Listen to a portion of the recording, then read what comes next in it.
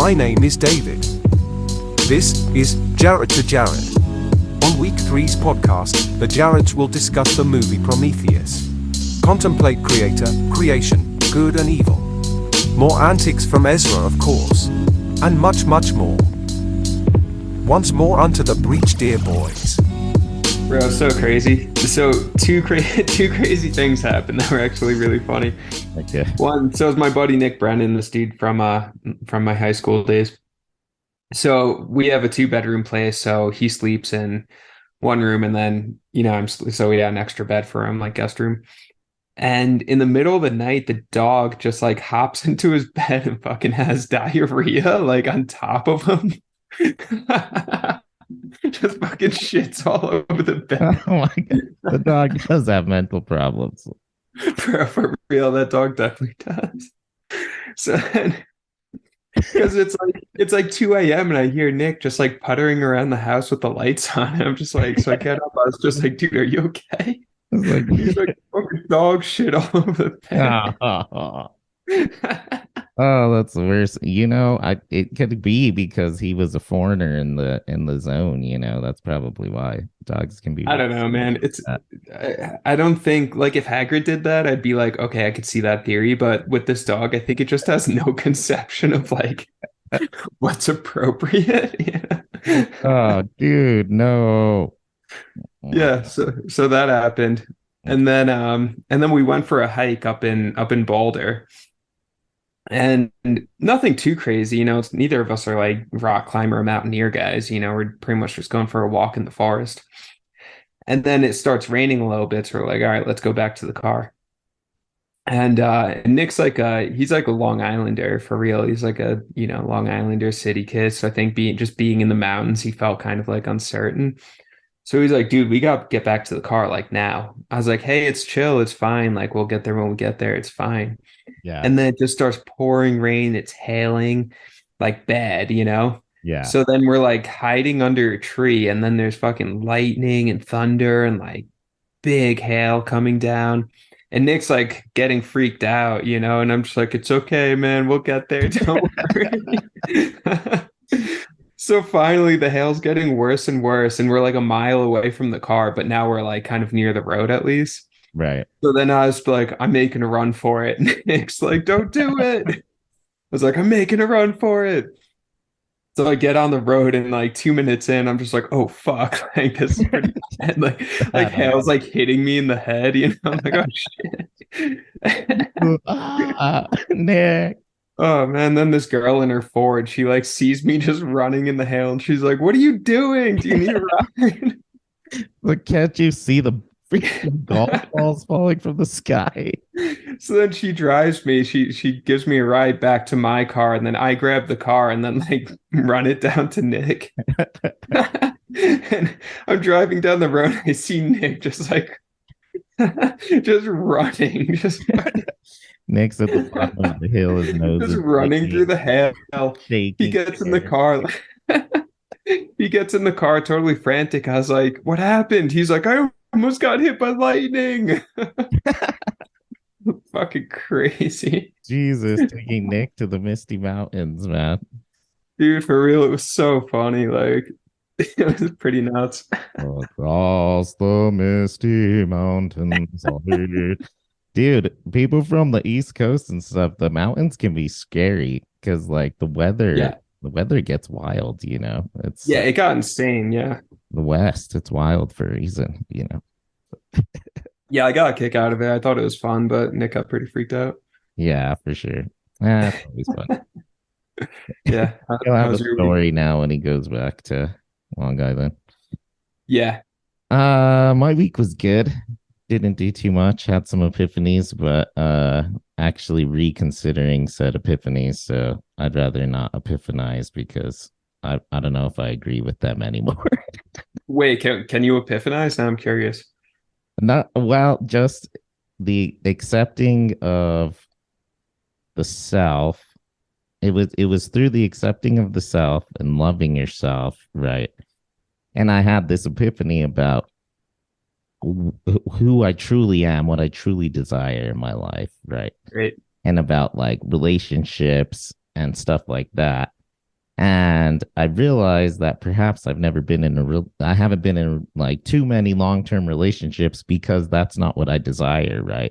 And Mm. if I actually channel the universe is actually giving me in the world, I might get more of it and be happier without the pressure or anxiety of you got to be in a relationship, you got to do this one. Really, I live a really great life being single, have a lot of friends, my daughter, and get to this weekend pop on Prometheus and John Wick 4 whenever I want, this and that, responsibilities Right. aside. That being said, well, I Yeah. don't know if that's necessarily the best idea. And then I also I think it was kind of like based on, I think I was just in a moment, so to speak. Yeah. Yeah. But also, there's some truth to that. And I actually had some really good organic conversations because I like redeveloped and redesigned all my dating apps and everything to fit this certain, new candor, essentially, just being candid and open. But listen, there's still truth in it. I think it's still good because I have had some really good organic conversations. Because one thing I don't want is pleasantries and small talk. I'm just a bad messenger and bad text or whatever. Just want to Sure. have a good time, no drama, see where it goes. Meaningful friendships. Yeah. And good thing is got a couple really good prospects, potential dates this weekend. Nice. Hell yeah. One girl from China, actually, and one girl I met the Really? other day downtown. She's really nice and beautiful. So we'll see how it goes. We'll see how it goes. Cool. Cool. Options. So Yeah. yeah, Yeah, and that epiphany could be like semi-true, right? It's like you don't have to like put yourself in a box or something like that, or like strictly define yourself where it's like, all right, now I'm single, that's who I am forever. right, Like exactly. find joy and freedom in that and all of that, right? But then also be open to what comes. Yeah, exactly. Yeah. And at this juncture, especially meeting somebody via a dating site or whatever, I think if you're open and fruitful, there's a lot of people that are down just to come over and Netflix and chill for whatever and be friends, maybe never hang out again. That's totally fine. We're just living our lives. Right, right. All busy doctor dad here, just whatever, happy, and that's fine. Accepting happiness, I think, is most key. And not having to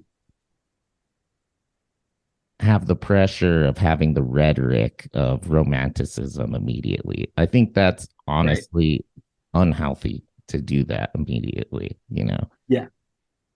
There's something to be said to building some sort of a platonic friendship first with everyone, really, whether that's physical or not. Hmm. Romantic, physical, platonic, emotional, those are all different categories, right? Which you need all of them to make a freaking relationship. That's also why it's so hard and not necessary. There's a million ways to live. For some people, it's necessary. For me, it's not, but I'm not opposed to it also. So, you know, Yeah. Yeah, exactly. Yeah. Just live as you are and see what arises. right. Because you're right. Yesterday, I was in that, or this past week, in the mode of like, you know what? I am just a single guy. I like it. It's fun. Right. I'm at my friends, meaningful friendships, fun connections, and Well, boom, you're right. to That raise stuff my matters. daughter how I want, Hmm. do what I want, have my friends, etc. Still sacrifice some, whatever. But still, though, I think it's just had been a while, and I think that I think that clarity, mental clarity, has come upon me, especially once I get Dolly back and stuff, back to the domestic space. I would actually really like to have a healthy relationship. Obviously, I don't see who, Yeah, of course. Yeah. but I don't think it's a be all end all to be happy. And that's ultimately was the takeaway from that 50-50 epiphany. Yeah, exactly. And this is the movie, was it The Lobster? Yeah, Right? I mean, this is what you're saying is that movie, right? Where it's like exactly. all the characters have this immense amount of pressure to be in a relationship because that's like the socially sanctioned thing to do. But then even if it's not healthy or the correct thing, and then he finds like the resistance who lives in the woods, all the single people, but then they become dogmatic about being single. I think it's like just don't be dogmatic, right? I think that's kind of everything, it's like there is pleasure and joy to be had in being single, freedom, spend time with your friends more, family more, all that sort of stuff, but then don't be dogmatic about it and like restrict yourself from future relationships and things like that. And vice versa, people who are just like relationship people, serial monogamists. It's like, well, don't be dogmatic about that. Like, Right. yeah, like I was single for a long time, and I feel like my friends in relationships occasionally would have this like, oh, you must be so horribly lonely. And it's just like, nah, you're just like projecting your own Right. fears of being alone onto me.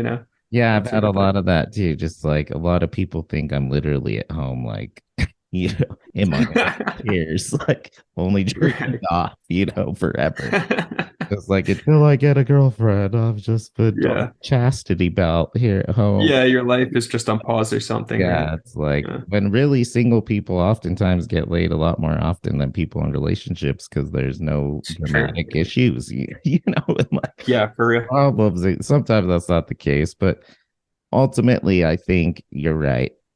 A lot of people have the dogmatism, and really, when you're dogmatic with all religious thought, it's hard to believe another reality or even understand a different reality other than your own. Yeah, yeah, exactly. And I feel like I've lived both sides though. Like I was had long-term girlfriends when I was younger and then dated off and on my baby mama for almost 10 years. So Yeah. for the past 6, 7, 8 years, I've been living the other realm. Also, some good relationships didn't work out, but it's a Clarence Darrow. We're always on that. I think that's always mine and a complex of mine and yours is Yeah. finding being the balance, even Stevens. So Yeah. Yeah. Yeah. Yeah. And we should do an episode on Clarence Darrow because that dude's cool. we should. Yeah, for the listeners out there, the Clarence Darrow thing just means not being dogmatic because he was very known for just not being dogmatic at all in his politics or his way of seeing the world. He was very willing to kind of change his lens based on the information, that sort of thing. Um, but yeah, no, that's exactly it. Just being Clarence Darrow, and I think life isn't about like finding. Um, let me think the right words here, but it's not about like finding like checking all your boxes, right? Like having your boxes, then checking them. That's a very fragile sense of happiness, right? Like I'm only happy if these boxes are checked. Right. Because the moment something happens and life is unpredictable, so stuff always happens.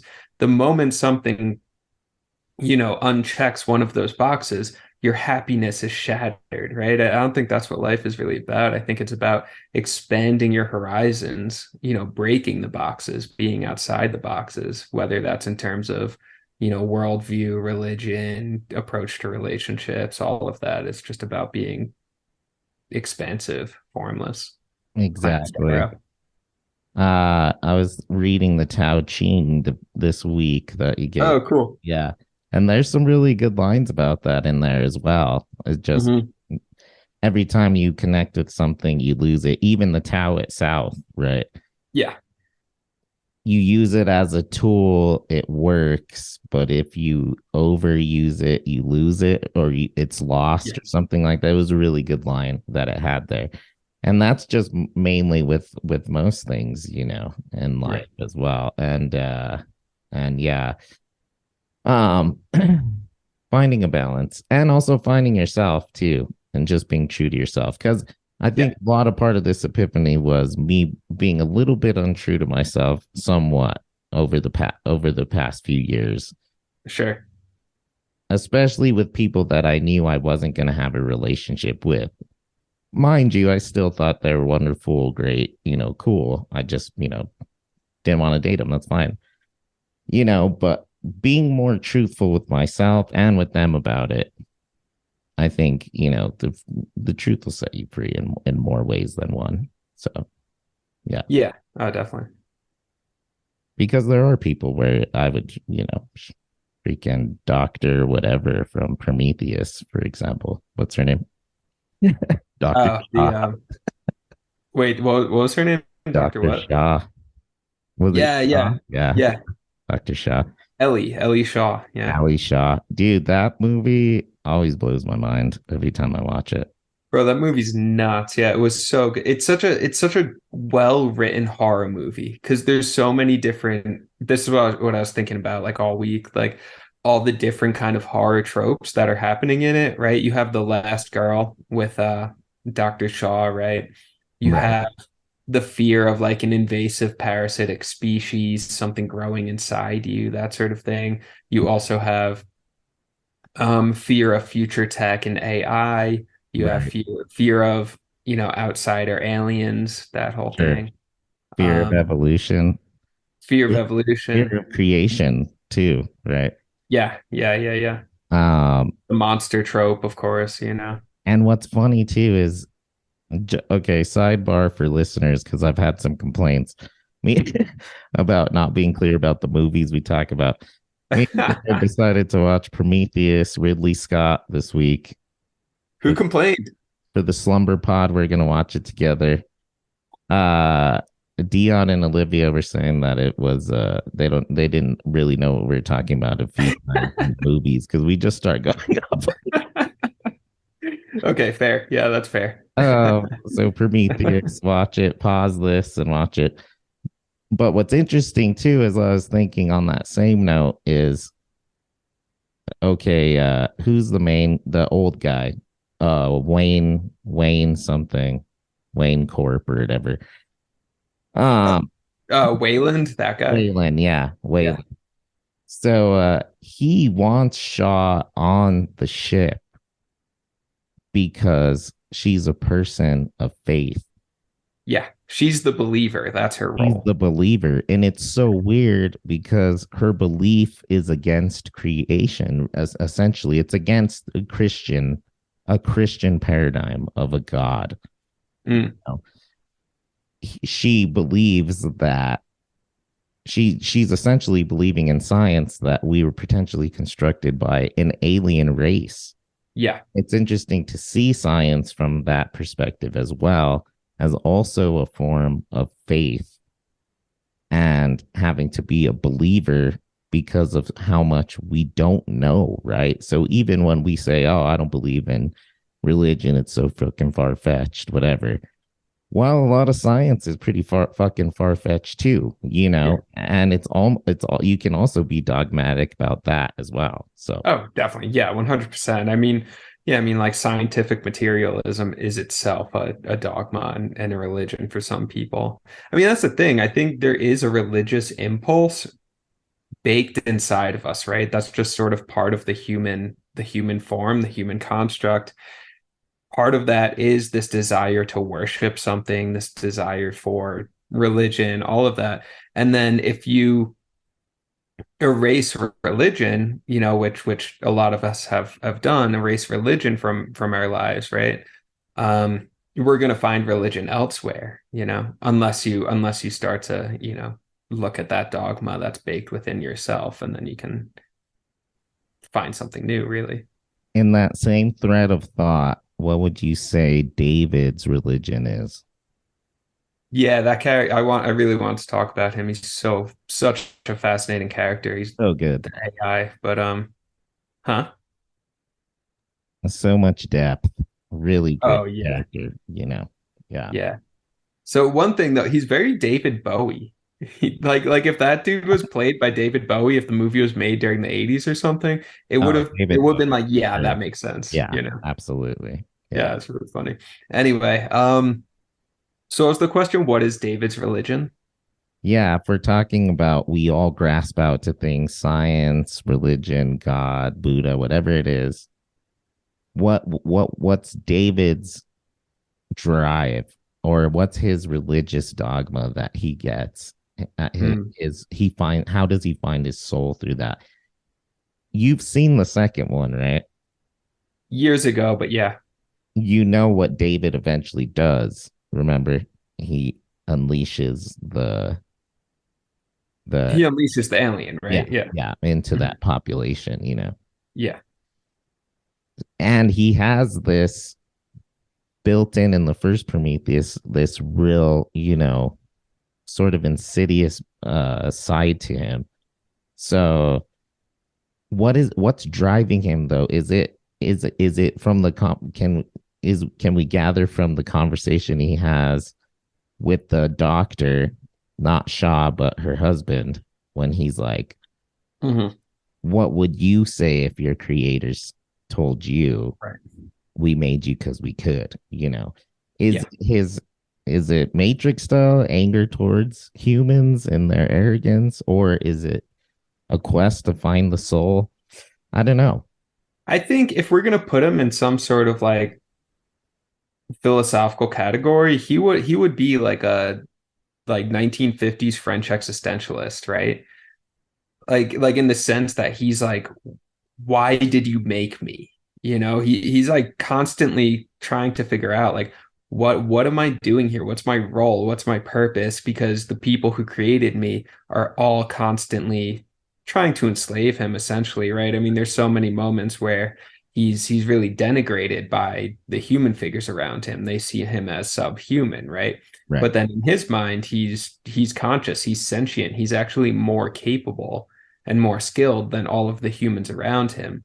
So he has this grudge against his creator for that reason. So I think his main driving question is an existentialist one. What am I? Who am I? Um, And he's also in that same realm of that French thinking. He's also a monster made by the creator, right? We create our yeah, own monster essentially. yeah, And the way in which Waylon interacts with him and messes with his programming and programs him and all that, and clearly the way he's treated by the crew yeah, sort of creates this nothing matters existentialist crisis for the yeah, robot too, wherein he wants to also become a creator, but being a creator for him means becoming a destroyer as well. yeah. He wants to destroy his creators, so to drive towards freedom as well, which is also existentialism, for Camus, all those guys. So much of it was this drive towards freedom. So I think he wants to create he wants to destroy his creators in order to liberate himself. Right. There's also like a master slave dialectic thing going on. There's and I'm liking this existentialist strain because like, okay, what's like Sartre's famous line, hell is other people, right? And then no his play no exit. And if you apply that line to David's character, I mean, it rings very true, right? I mean, hell for him is the crew, the other people who he feels imprisoned by, I think. Right. I could totally see that. Man, you made me think of something good there too. Another good line. But essentially, in the novel McTeague, have you ever read McTeague? No, I haven't. This was 20th century American lit. Anyways, one of the first American existentialism novels, right? Yeah. And essentially the final moral of McTeague is that we are the constructors of our own reality. Exactly. And Yeah. when we die, the world dies too. Like Yes. the street in McTeague is also gone when our characters are gone, right? Everything's Yeah, I love that. Yeah. This is a huge crisis for David, the robot, because he is almost undying, right? Right. But also very much fears death as well. So Mhm. it's again, the story is almost seen through that lens, constructed through David's eyes, because he's the only omniscient character in the story, essentially. Yeah. Yeah. Him and Waylon, right? But even Waylon's not the fully omniscient character. He doesn't know everything, right? Right. David essentially knows everything. He's driving everybody. He finds the living alien there at the end. He does the ship, etc. It's only when the guy pulls his head off that, he's truly compromised. Yeah. So essentially, the reality of that movie could be constructed as a metaphorical existential creation by artificial intelligence. Yeah. Yeah. So Yeah. And another thing is, okay, so David wants to destroy his creators, but the creators also want to destroy their creations. You see that with the engineers, the alien race that created human beings. They now want to destroy the human beings, and it's not clear why. And you see that in the Bible too, right? Like the flood and everything, like this impulse to destroy your creations. And I'm curious about your thoughts on that because there's something very peculiar about it. I think if you're like if your cosmology includes an ultimate creator who wants to kill you, there's some sort of deep sense of dread and self-loathing in that. Like what is that? There's something bizarre there. there is something bizarre there. And I think it goes into sort of what I was saying earlier in terms of what looking towards the second movie. When you become a creator, that also means becoming a destroyer. So David unleashes that the aliens onto that race that didn't make him, right? Humans made him. So that was sort of, you know, but they could be linked to perhaps our creators, but then would be part of his creators, etc. But there's always a destructor, so to speak. This is making me think of the Satan parables, right? Right. Yeah.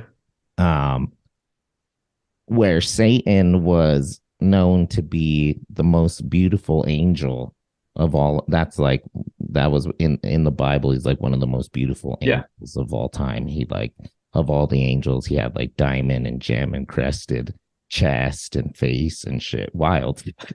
Yeah. Such a fantasy book, you know. Oh, so cool. Yeah. Um, so when he decided to kill his creator, David style, then the creator then decided to destroy the creation, Yeah. which was him and all evil people that follow him. So there's just this, Right. but then there's this conundrum where it's like, well, Satan is only bad. Yeah. But there's theologians and scholars that when you actually read the Bible, most Christians stuff, they never even read the freaking thing, you know. Yeah. But you actually read inside of the stories, the Bible is literature, right? Yeah. There's issues with God, clearly, Right. the creator. Freedom of choice, for instance, right? We could go into it for hours. Even evil being created in the first place. If he created all things, it clearly created evil and rape and death and murder and etc. Right? Yeah. If he created everything, you know, then Yeah. everything means everything. Right. And also, there's a lot about him destroying pretty innocent human beings. If you look at it from a rationalist perspective, you know, a lot of the villages and communities that he burnt to death were simply because of, as he puts it, like not bringing glory to his name or because of his pride, you know. Yeah. Yeah. Yeah. It's like, oh well, that's a great reason. What? It's a Yeah. terrible reason. Yeah. And of course, like the name David's biblical, right? The name David is King David, David and Goliath, all of that. What And do, then also, what do you think of the Prometheus story, the myth? yeah, exactly. Yeah. So what I love about mythology, and I'm including the Bible in that, is I think a lot of mythology is just sort of like overly extravagant tellings of our own internal psychology, right? So for example, you can view the this drive to rebel against your creator. It's like, what is that? That's adolescent psychology, right? It's just like a 15-year-old who's pissed at their parents, right? Like they're rebelling against the creator. You can take all of mythology and then just view it as, internal psychology that's being told in a metaphorical and symbolic way. So that's what I really enjoy. So, okay, so we have the Prometheus myth, which is Prometheus brings fire and gives fire to human beings. And what is that? It's not just fire, it's the light of consciousness, right? Right. He's coming down and giving consciousness to human beings and then being punished for it. And you see a similar thing in the Garden of Eden, right? I mean, Adam and Eve eat the apple, which there's an argument to be made that they're imbuing themselves with consciousness once Right. they eat the apple, and then they're punished for it. Yes. So there's something fascinating there. I mean, the difference is then the Prometheus story is not the humans that get punished for their consciousness. It's Prometheus who's punished, for giving them consciousness. Well, and then Satan gets punished like Prometheus does. And the Prometheus myth is far older than the Christian Bible. So, Right, exactly. Oh, and also like Satan is the snake in the garden, right? So I mean, Right, Prometheus is the exactly. snake. I mean, I think the Garden of Eden is a kind of retelling of the Prometheus tale in Right. that way. Right. And the British Romantic poets, all those guys were obsessed with Prometheus. Like Keats has Prometheus Unbound, this like epic poem. I think he never finished. There's a few others, I forget them right now, but Well, those there's guys a are lot of really retellings of the myth too throughout history, where it's sort of what Wayland's saying in the movie, where Prometheus' true intentions were to make us an equal with the gods. yeah, Um, Likewise, there's various translations of the Bible throughout history, and a lot of books of the Bible that were removed by popes and priests throughout, years. Um, that that say a similar thing about the apples, right? And yeah, get obtaining the knowledge of good and bad was becoming on a similar level to God, and that was the injustice, right? Is yeah, being equal, being treated as equals. yeah, Equality essentially is the issue between God and Creator. right, right. Yeah, and it's fascinating because in the Zen tradition, you have, or actually probably not just Zen, I think Buddhism more largely, but you have um this belief that there is no good or bad, that you kind of zoom out and then good and bad just become relative terms, right? Like my idea of good might be your idea of bad, that sort of thing. Right. So when you start to, you know, meditate a ton and zoom out and do that whole thing, then it's, well, what is good and what is bad? I don't know. And Right. So back to and the then first that's principle. unity. Right, right, So what you're doing, what according to Zen, what you're doing is like you're kind of pacifying the discriminative mind so that you can enter back into unity. And in that space of unity, there is no good and there is no bad, because that's, kind of drawing lines in a reality that's infinite, that sort of thing. right. So now I'm wondering with like the Edenic stuff, if like what's it really mean to say, like to have knowledge of good and evil? What does that actually mean? Does it mean that we just now have a consciousness that's able to think logically, that's able to identify and define, Right. which then takes us away from unity and puts Does us towards that mean separation? that there was no evil, right? Before the fact of where we could have it, we can't acknowledge something if it doesn't exist, right? Yeah, So before, let's say the Christian story is true, before Eve eats the apple, well, there was good and there was evil without acknowledgement or without understanding of it or whatever, right? yeah, Without the ability to even you know comprehend what it is. So what the hell did that mean? Before the human beings, we were just murdering each other, freaking chimp empire, freaking killing, not even caring. No concept of like rape or right, right. hostility or stealing or no concept of being kind and love and stuff that's good, charitable, whatever. Yeah. what then? You know what I'm saying? I don't know. What was it? Wait, what was what? I feel like I lost the question. Like what was the world before and us Oh, I see. understanding Apple that gave us the power to realize that there's good and evil? Right, right, right. Clearly both existed. Yeah, yeah, And now that we look back on it with the apparent power to realize that it's good and evil, I would say that it's appalling to not be aware of it, mm, you know? So if you really right. delve deep into it, it's bad. You know, it would be bad not to know. Can you Yeah, imagine if I just like, well, I don't know, I just want to go to like, yeah. You just like murder someone, and you're just like, oh, I didn't realize that was bad. hi, Dolly, I'm gonna go to Denver for a couple weeks, leave her here, 8 years old, no, Yeah, right. no Hagrid eating freaking Beneful Purina, you know, just Yeah, like it would be bad, you know, and it would be bad not to be able to acknowledge good. right. That's so So, interesting.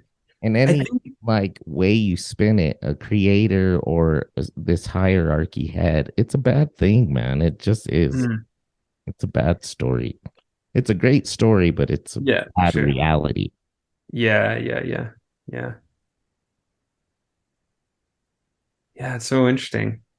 'Cause, yeah, and I mean, well, the next question that comes to mind, this might go like too into philosophy land, but then it's like, okay, well, how do you define like good and evil, right? It's like, is good and evil something that's inherent in a situation or an object or something like that? And then we're just gaining more consciousness and ability to see what's actually happening in front of us, or is it still like a subjective thing, you know? And I'm not talking about like rape and murder. That's obviously evil, and genocide's evil and all that stuff. You know, it's obviously not good ever.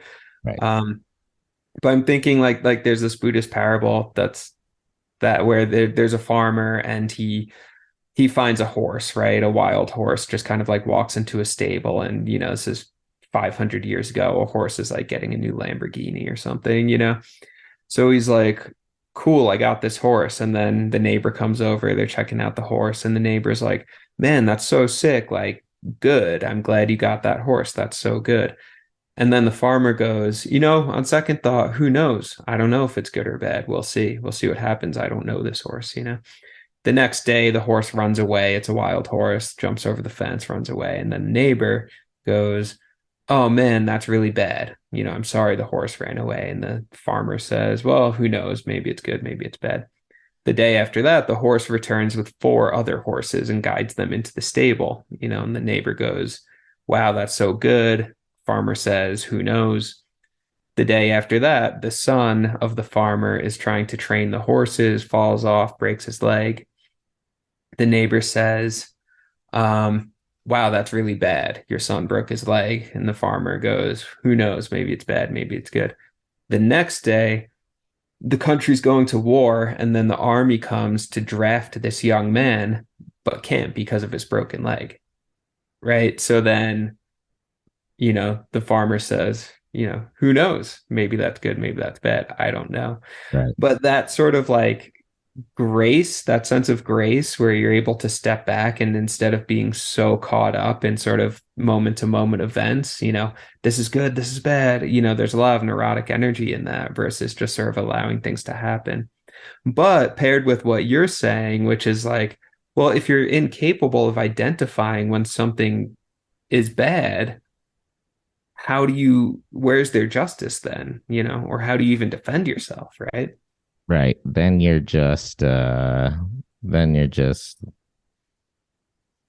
sort of like brainwashed like a robot. Then Yeah, you're yeah. supposed to be what David is supposed to be, but we're not David. But we are David's and we're not that construct. Right, right. Like when they tell David he doesn't have a soul, it clearly visually bothers him, you know, and Right. he Right. doesn't have any concept of So mean. Imagine telling any someone you don't have a concept. soul. Right, clearly, especially David. Love that guy, Michael Yeah, Fassbender. great. Um, it's funny too, the Hogan's Heroes relation to him as well. That 70s military show with like Lawrence of Arabia, I think, was in it. Oh, yeah. I love how David's like obsessed with Lawrence of Arabia, right? Right. He's That like, was so cool. movie I love. Yeah. He's like brushing his hair like him in the mirror, just like, Dude, so cool. hey, so good. Oh man. The like visuals and the technology too are so great with that. Back to quickly what you're saying though. Yeah, Always have and always will have resentment that the family religion I was raised in didn't allow me to play baseball, right? I just sure. love Yeah. sports, whatever. Yeah. But I often think about what you were saying. Is it good or is it bad? I don't know. I could have had some tiddlywinks coach, back in the day. I could have went to Penn State, ruined my life, or I could have got like a Right. severe spinal cord injury. Who knows? Yeah, Picked up the exactly. Who knows? baseball and died, Yeah. at, Or- at 12 years old. Literally, I Yeah. could not be sitting here right now. Or who knows, could have been really good, could be coaching the Who ice knows, man? Yeah, it's like, still with the Brewers. yeah, who knows? Like, I have my regrets, my life regrets, and then it's like there's that part of me that's like really, feels that and laments missed opportunities and things like that. And then there's a part of me that's exactly what you're saying, like, well, whatever, who knows? I don't know. Right. And that's also back to McTeague. Part of existentialism is the belief in chance, right? Yeah, And just well, it's honestly a roll of the dice in terms of chance. You either believe in chance or you believe in fate. yeah. And existentialism, you got to decide, is it fate or is it chance? And Right. which reality are you going to construct? Because honestly, that whole philosophical conundrum is it's heady. It's heady. Yeah, it is. And I thought of another biblical thing. I guess we're going Okay. deep into the Bible today, but Yeah, let's do it. yeah, I mean Prometheus kind of brings that out for That's sure. true. That's true because it's about creation, finding our creators, the meaning of life, whatever. Why are we here? Existence. Exactly, yeah. Um, but yeah, I think the character's name is Joseph. Is this the guy in the Old Testament? His brothers like bury him in a hole or do something really shitty to him. Right? Probably so much hate Yeah. in the Bible. Yeah. Yeah, it's like kind of funny. Like I forget why. I think maybe he was like his parents' favorite or something like that. So the other siblings like just throw him down a well. Biblical times, shit was fire. Okay. Just throw him down a well, let him die down there. But Yeah. then he gets found by like some slave traders, right? And then Egyptian slave traders. And then he gets lifted out of the well and just like brought to Egypt and sold or something, right? Yeah. And then it turns out that he has prophetic dreams. And then he predicts that Egypt is going to go into a drought or something like that and have a plague. So then he's recognized for his prophetic prowess and brought to the Pharaoh, and then ends up becoming like the right hand man of the Pharaoh. Yeah. Yeah. Okay. And then is able to advise the I was Pharaoh. gonna say, wasn't he like working? Yes, he was advising the Pharaoh, became very popular, right? Yeah. Lots of riches, whatever, and then he had to choose between God and the Pharaoh and the Egyptian practice, whatever it was. Go ahead. No, he ends up, if memory serves correctly, he ends up kind of just like winning in all ways, So I don't think so. I think there no, at the end he has to oh no, wait, that might be Abraham. It's Abraham. Oh no, is it who does the plagues? Moses? That's Moses. there's a lot of plagues, but yeah, that's Moses. Yeah, Moses, the 10 plagues. He's the one who was sent in a basket up the river Yes. Yeah, that one's and Moses. was really in good with the Egyptians and had to give up his shit there at the end to deal with the. Yeah, that's it. But Yeah. Joseph, yeah, you might be right. Yeah. Just like he was good. Yeah. Yeah. So the Joseph's story, the way it ends, he ends up being able to advise the pharaoh to make the correct economic decisions and pretty much survive, this drought and plague and all of that, right? And then all the surrounding areas are suffering deeply. So then, um, his siblings, his brothers, who are still just these farmers and shit, they threw him down a well, forgot about him, and just became farmers. They travel to Egypt to get out a loan of like wheat and corn because they're going to starve. And then Joseph accepts them, essentially, is the conclusion, where, even though the brothers threw him down the well or whatever, Joseph accepts them. And then one of the brothers is like, how can you have such compassion and grace to accept us after we treated you so poorly? And then Joseph says, look, man, it was all part of God's plan.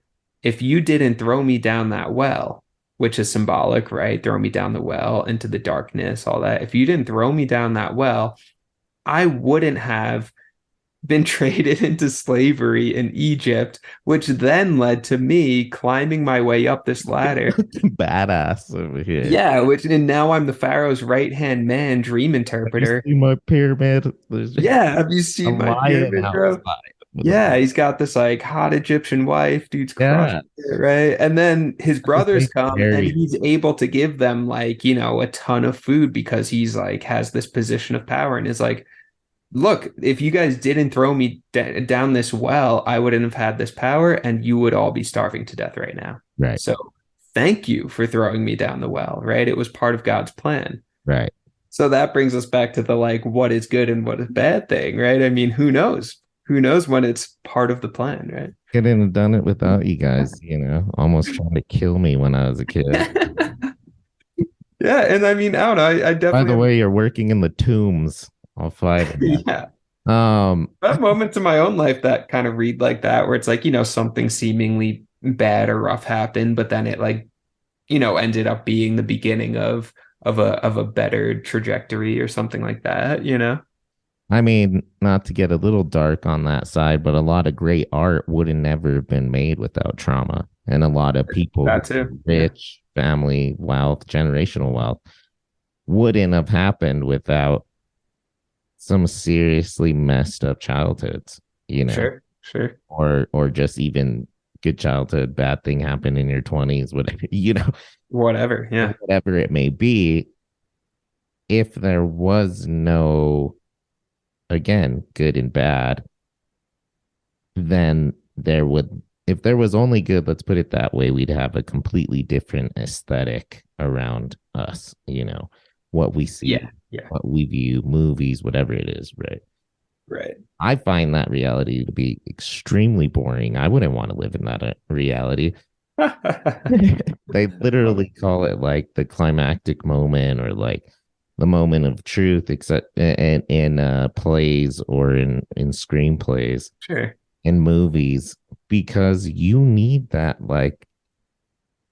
you need there to be a problem in order for you to be entertained. Are you not entertained? And that's our own lives. In order to grow, in order to be entertained, in order to actually deal with this very uncomfortable reality, because we were stardust long before we were breathing sacks of meat. We're going to return to it soon. Can't wait to freaking rest and probably come back again, in another 100 million years. But in any event, we need variety. Yeah. We need issues to overcome. We need challenges because that's who we are. And oftentimes there's a lot of scholars. I think it's I can't think of his name right now, but he talks about we love watching movies and reading books because we're watching ourselves, right? They're human stories, essentially.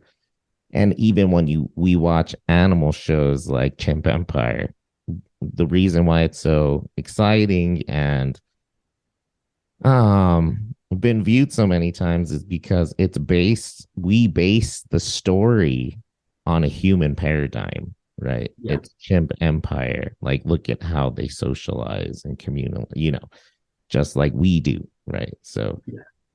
back to your discussion on your podcast, by the way, which I've been wanting to plug, on the narcissist, right? Yeah. And what does it really mean? Right. Anyways, what's your podcast? My podcast is called Becoming Human, and it is an exploration into art as a tool for self-discovery. So, um, I do monologues on pretty much just whatever I'm interested in, but it's always kind of around the theme of art and art as a tool for waking up, for self-discovery, that sort of thing. By the way, are we getting a new episode soon? It's been a minute. Dude, I know, yeah, because it's like between moving and just everything, I have not had any time for an episode, but things are going to clear out like next in a week from now. Things are going to kind of settle down, which I'm looking forward to. And then yeah, and then I'm going to get back on the Becoming Human podcast. Yeah, that's good. I mean, it's funny. Like Dion had a kid, moved in with his girlfriend, bought a new house, and like, a plethora of other things. It's weird when you have a big life change. It often comes with a whole book of changes. Oh, everything. Yeah, it's so much to happen at once, you know? Cast crew, there's new, cast members, there's different directors, different settings. Right. Yeah, exactly. It's Yeah, and that's overwhelming too, honestly. I've been spending like yeah, so I moved up here and then, just all the stuff that moving includes and all the time and packing, then unpacking um and then had a friend visiting, or actually last week before that even, a, a friend in Albuquerque owns a house in Denver, was selling the house, so I was helping him clean it out. So he was going through some changes too. And then my buddy came to visit. And then in a few days, Ashley's parents are coming to visit, and it's her birthday. And then right after that, I have that psychedelic conference thing where I'm going to go do the art vending. So it's like, dude, it's been so much, oh which man, is fine. But it's like, I'm looking forward to just being able to like chill in my room with the door closed and just like do some right, drawings and work on a podcast, you know? right, totally. It's funny the changes in life, right? We can go, me and you have been in periods where we have all the time in the world on our hands Yeah. and are honestly like getting cabin fever about it. Yeah. And times we're both in relationships or, now your relationship, my brother relationship, my friend Darby, your life really changes, you're busy, Yeah. man. There's your schedule here sounds exactly like Dion's, and my friend Jeff's and whatever. You so much thing like dinner with the in-laws, this Yeah. Yeah. person's visiting. I gotta help somebody move some random thing, Yeah. and then Which is we're cool. going That's out of like, it's town. But it's community, good. it's Yeah. people, It's good. but it's like I want to balance it out because yeah, it's also been like crazy, man, getting stuck in a hailstorm in Boulder. Right. I just want to Right. sit and draw for a while. Like, I don't know. I kind of have been looking forward to doing this pod because it's been a little like a chill, like 1 hour for me every week to be like, yeah. No, it's a nice kind routine. of just sit down, have a little Yeah. bully and like discuss, philosophize, Yeah. Yeah. No, it's a good time. I like it. go to the cigar room, 1900 style, just Hell yeah. figure it out, philosophize. Um, but yeah, yeah. Uh, I think it's good to find the balance though, don't even Yeah. forget in small things to be like, once you're done doing like boyfriend duty, that to be like, well, I'm gonna take a little mean tune for a walk. What's her name? Oh yeah. The doggy or whatever. Oh, Ezra. Yeah. Take Ezra a little, go get some coffee, and do what you do. Go read one chapter, at a coffee shop. It'll Yeah. make you feel good. And not like before where you'd read, 18 chapters, read one, it's still good, Yeah. Yeah. And boom, 1 hour, come back, the dog would love it. And it's good for Ashley too, etc. I don't know. Totally. Totally. So Do you have summer plans? What do you got going on? I'm retired, Yeah, you're retired. I was being made fun of for my flip-flops and shorts wearing constantly and a hoodie. But now I'm that editor of that Veterans Legacy magazine, Oh, cool. and we're trying to get a 3-year contract renewed with Washington. So we're gonna hear about that on Friday. So fingers crossed for that. That's actually proved to be a really like savior on more ends than others in terms of money, financially, and also mentally. It's really cool and like keeping me busy reading these bios and stuff, Native American bios, all crazy stories, veterans that are buried in the national cemeteries here in New Mexico. Wow. So hopefully that goes through. Been going out a lot, there's nothing to do in Santa Fe other than just go eat and like hang out with friends. Dude, Santa Fe's got like incredible cuisine though. It's got like world-renowned restaurants, It is, yeah. And the mountains, we went camping. Oh, for real? Yeah.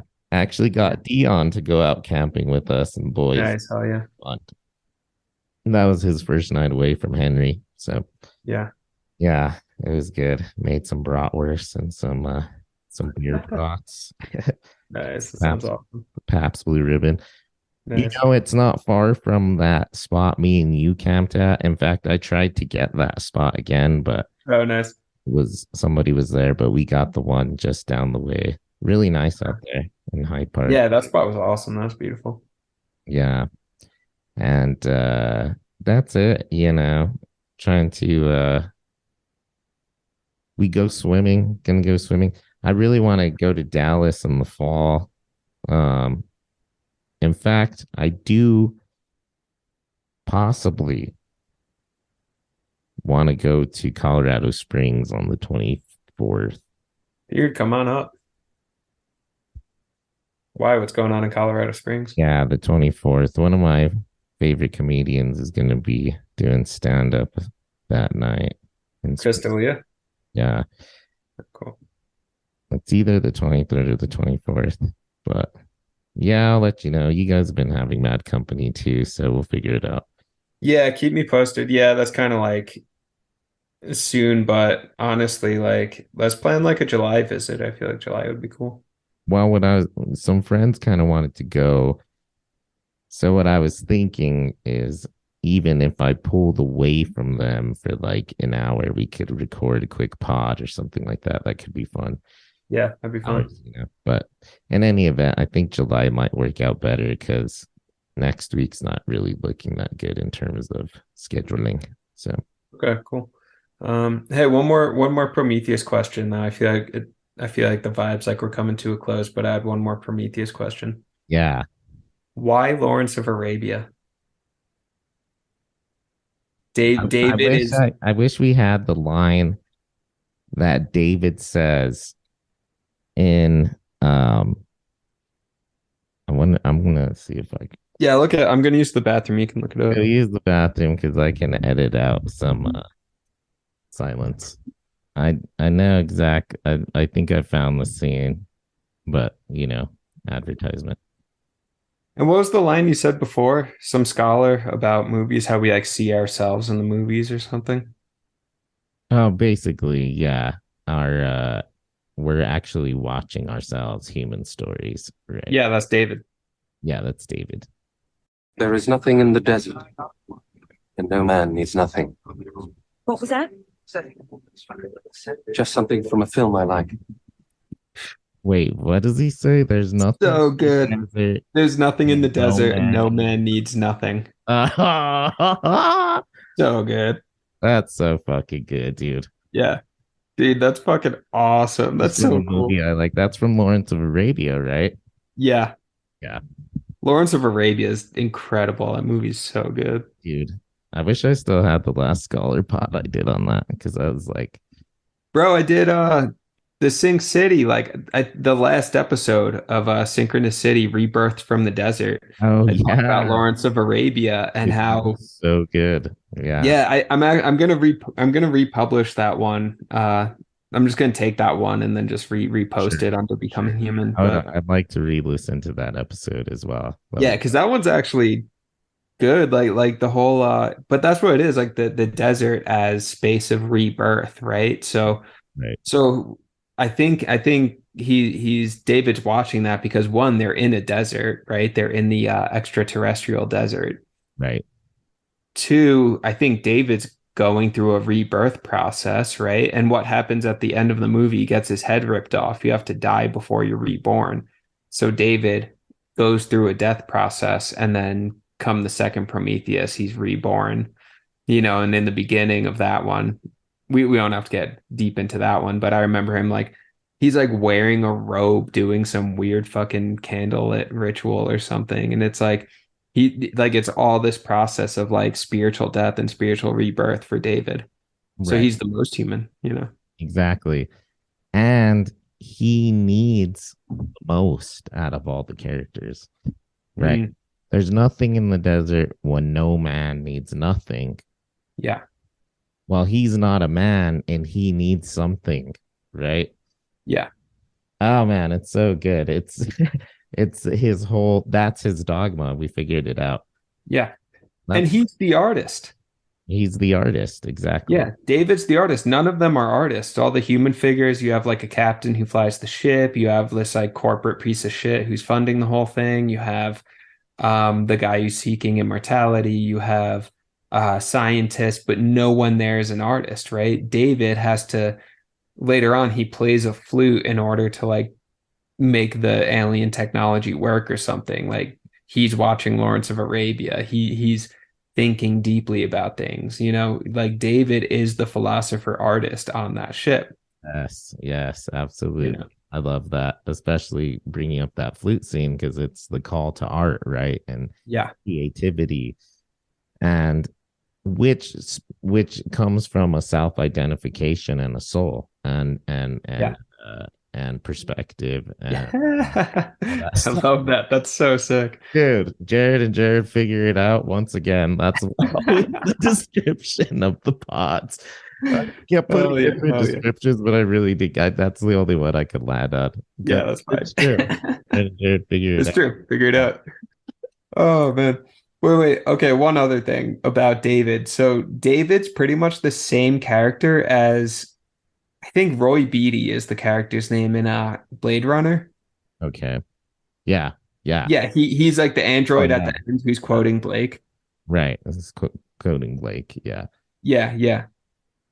Pretty sure his name was Roy Beatty, but he and David are pretty much the same exact character. Pretty much. Yeah. The search for the soul when they're really the only characters in the book who have one. Yeah. Including Harrison Ford, who turns out to be freaking what do they call him? A replicant. Yeah, replicant, yeah. Aren't we all the replicants in the end? Or aren't we all David? That's one turn too, is an actual peaceful look towards AI as the next fundamental race that has a soul. Potentially. But does that mean we're losing ours? Ugh. No, I think we've already lost ours. I mean, like, I think the soul is there dormant and it's always there if you want to tap into it. Sure. The human soul never goes away. It just gets buried. Right. I think. But so I think a lot of us have become very we're replicants. I think a lot of people don't know how to think or create or love or see deeply or any of that or dream, all of that stuff, right? I think a lot of us are just fucking corporate hacks, fucking lame. But like, but then we start to dig into the interior, go down get thrown into the dark well, and somewhere down there you find your true human spirit.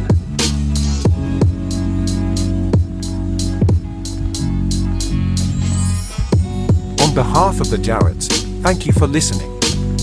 You can reach the show at jaredtojared@gmail.com. We will be back next week. And always remember, big things have small beginnings. Farewell.